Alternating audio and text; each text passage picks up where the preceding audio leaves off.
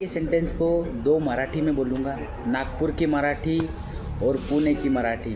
तो सेंटेंस है कि कुछ गड़बड़ वगैरह हो जाती है तो दो साइड के मराठी, पुणे की मराठी लोग क्या बोलते हैं और नागपुर के मराठी लोग क्या बोलते हैं। तो सुनो, अगर पुणे में अगर किसी के हाथ से कुछ गडबड वगैरे हो जाए तो ये बोलते, ओ राव किती गोंधळ झालाय, माझा हाताने खूप काही वाईट झालंय, आता काय करू, सांगावं मला थोडं।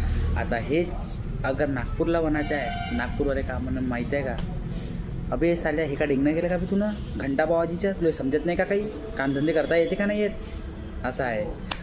आपल्याकडं मित्राला मुलीला आपण काय बोलतो नागपूरमध्ये, बे शिवा नाही दे तुला सांगत हवे कुठे चालला ते कुतिया।